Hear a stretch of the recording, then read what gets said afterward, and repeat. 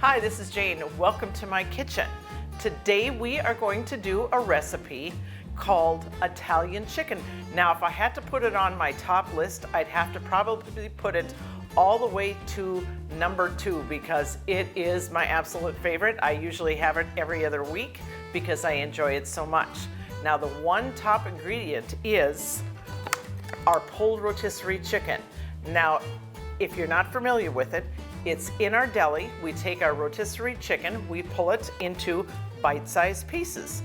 You can't imagine how many recipes I use this in, from soup to sauces to pizza, hot dishes.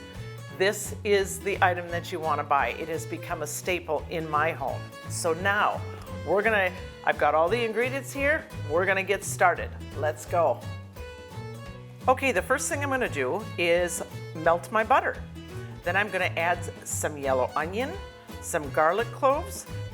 Next, it'll be the flour added and some chopped tomatoes and chilies. I'm gonna add my crushed red peppers, my Italian seasoning, the chicken broth, the heavy cream, and then the Parmesan cheese. I added salt and pepper to taste, and then I added my rotisserie chicken and your fully cooked pasta and heat through. Now I have the pasta dish completed, but one last step. I'm gonna add some dried parsley flakes to it. And if you have fresh parsley, you certainly can add that to it.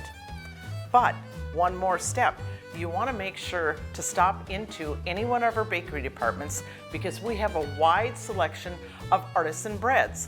And artisan breads go so good with any pasta dish. Okay, if this recipe intrigues you, like it does me, because again, probably the second favorite of mine, make sure to go on to celebratemore.com/Jane's recipes.